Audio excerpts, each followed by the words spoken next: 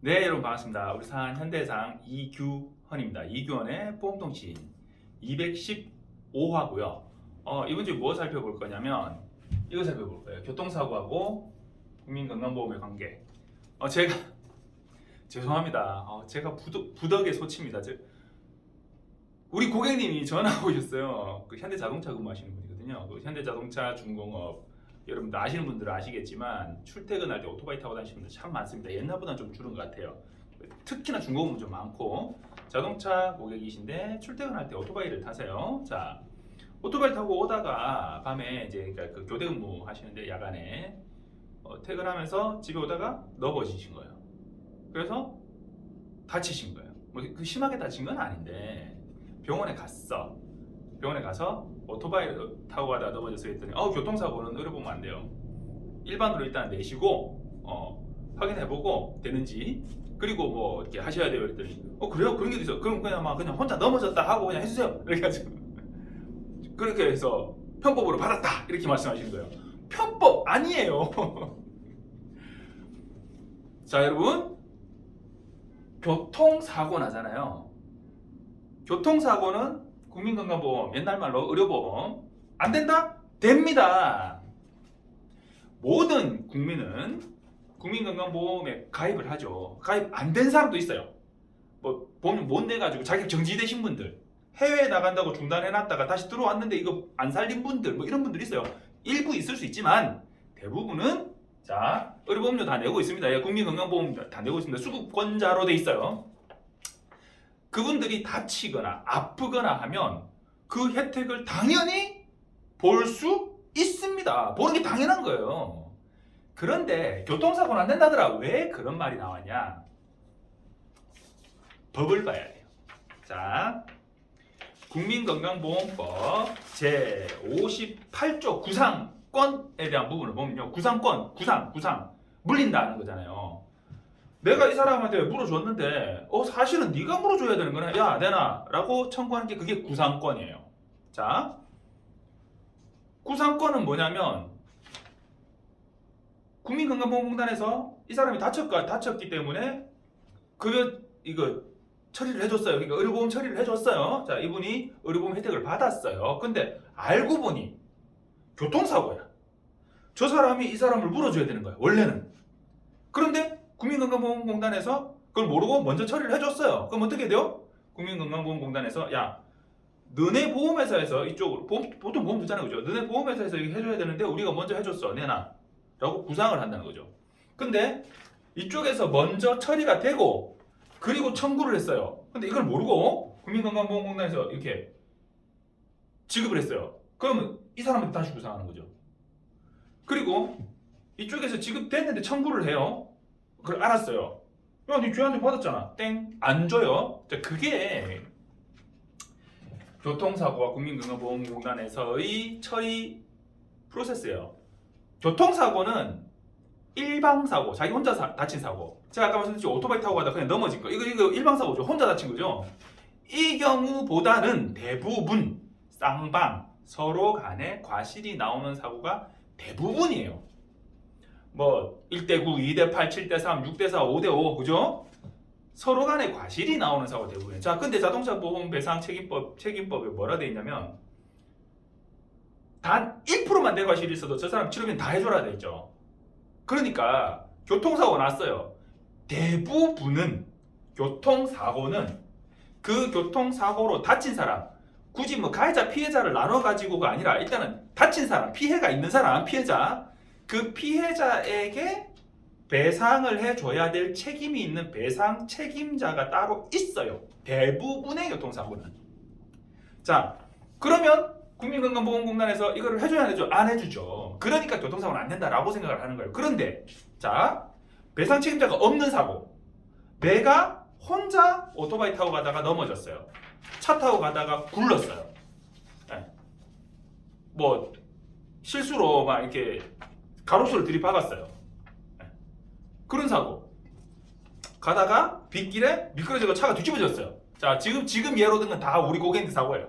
그렇게 실제로 사고 났던 거예요. 자, 의료보험 돼야 안 돼? 의료보험 돼요. 왜? 나를 물어줄 배상 책임자가 따로 없잖아요. 그냥 너 혼자 난 사고야. 내가 다친 거예요. 그냥 내 실수로. 자, 내가 앞차를 들이박았어요. 앞차 운전자 의료보험 돼야 안 돼요? 안 되지. 내가 물어주는데 배상 책임자가 있는데. 그럼 나는 돼 안 돼? 된다고요. 나를 물어줄 배상 책임자가 없잖아요. 아, 있다고? 우리 보험회사에서 치료비 나온다고 나 자손자상 접수하면 그거는 배상 책임이 아니고 자손자상은 배상 책임이 아니고 상해보험이에요. 자동차 보험안에 가입하는 나나 우리 가족이 다쳤을 때 가입하는 상해보험이에요. 그거는 배상 책임이 아니에요. 배상 책임 보험이 아니에요. 대인, 대물 이게 배상 책임이에요. 너 물어주는 거. 내가 다치는 거 그거는 상해보험이에요. 자동차 보험 안에 들어있는 상해보험. 그렇기 때문에 내가 앞차를 박았는데 뭐 어지간한 사고에서는 보통 앞차가 목 잡고 병원 가지 뒷차가 박은 차가 병원 갈 일이 잘 없잖아요. 근데 요즘은 그놈의 운전자 보험 자동차 부상 위로금 때문에 나도 병원 가. 그리고 자동차 부상 위로금을 타. 그러니까 보험회사에서 자동차 부상 위로금 손해율이 계속 높아져요. 저는 자동차 부상 위로금 손해율이 100%가 넘어요. 우리 고객님들한테 받은 보험료보다 나간 보험금이 더 많다는 거지. 그러니까 나 같은 사람한테 보험 가입하면 좋은 거지. 고객들 입장에서. 회사에서는 요주인물이고. 제가 고객님 그런 경우 같으면 보험 타실 수 있습니다 라고 적극적으로 잘 찾아준다는 얘기잖아요. 내 같은 사람한테 보험 들어야 된다니까. 자, 그렇고 그래서 교통사고는 국민건강보험 안 된다? 아니다. 된다. 오토바이 혼자 넘어진 거 됩니다. 제발 가가지고 그러면 내가 혼자 넘어진 걸 해주세요. 그렇게 안 하셔도 돼요. 자, 그럼 절차가 어떻게 되냐?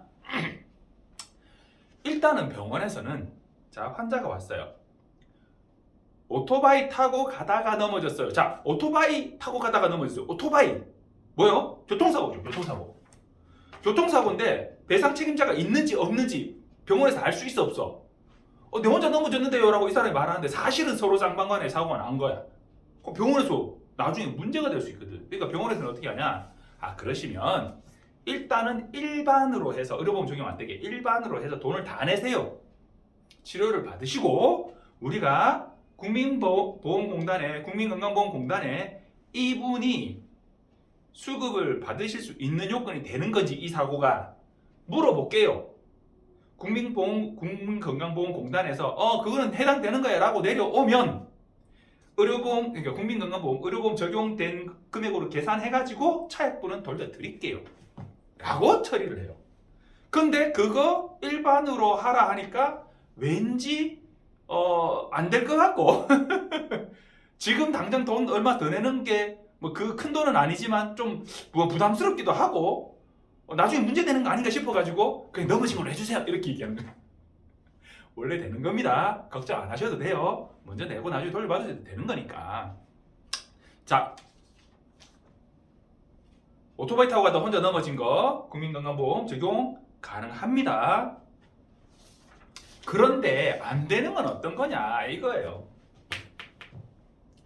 왜 안 된다고 그러니까 그 상식적으로 보통은 이렇게 얘기해요.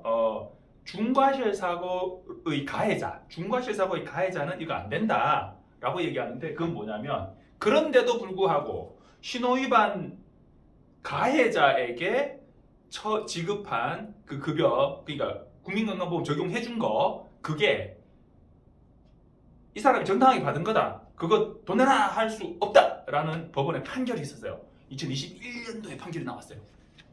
뭐냐면 교통사고 처리 특례법상에 우리 중과실, 12대 중과실 이런 거 얘기하잖아요. 그 중대한 과실과 국민건강보험법 제53조 급여의 제한에서 규정한 공단은 이런 경우에는 보험급여 안 준다. 어떤 경우 제1회 제1항의 1 제일 먼저 적힌 게 뭐냐면 고의 또는 중대한 과실로 인한 범죄 행위에 그 원인이 있거나 혹은 고의로 사고를 일으킨 경우는 의료보험 해당 안 해준다. 네가 중과실로 사고 냈기 때문에 의료보험 안 해준다. 네 100% 과실이지만 중과실은 안 해준다. 자, 그런데 우리가 알고 있는 교통사고 처리 특례법상의 중대한 과실 12대 중과실, 신호위반, 과속, 중앙스치법 이런 거 있잖아요. 그거랑 중대한 과실로 인한 범죄행위 하고는 해석을 달리 해야 된다라는 게 법원의 판단이에요. 법원에서 뭐라고 판단을 내렸냐?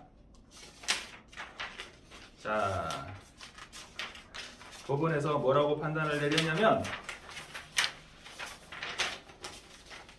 대법원 2020년 사고예요. 2021년 2월 4일날 작년에 올해가 아니고 작년 미안해요. 2022년이죠. 작년 2월 4일날 대법원에서 판결을 내린 사고가 있었어요. 그 신호위반으로 좌회전하는 차량과 사고가 발생해서 일단은 의료보험 혜택을 받았는데 국민건강보험공단에서 이거 봤더니 이 사람 신호위반으로 사고 낸 사람인데 이거를 급여를 해줬어요. 부당이득금을 반환해 라고 부당이득금 반환 청구 소송을 냈어요. 그랬더니 법원에서 대법원까지 갔죠. 대법원에서 요거는 원심 처음에 원심은 물어줘야 되는 게 맞다. 너 다시 돈 기한내라 라고 했는데 대법원에서는 원심 파기 환송했어요. 대법원에서는 뭐라 했냐면 제가 봤을 때는 사실 좀 억지예요. 그러니까 이 법이라고 하는 게 우리 일반 상식하고는 조금 달라요. 자, 그 신호 위반을 한 그 사람이 신호를 위반한 과실은 있지만 사고 경위 등에 비추어 봤을 때 그러니까 아주 명백하게 이 새끼 나쁜 놈이네 이 정도는 아니었던 것 같아요. 그 운전자가 순간적인 집중력 저하나 혹은 판단 착오로 교통신호를 위반했을 그런 가능성도 사실 배제할 수 없기 때문에 이 운전자의 부상이 국민건강보험급여 제한 사유인 중대한 과실로 인한 범죄 행위의 그 원인이 있는 경우로 단정하기 어렵다.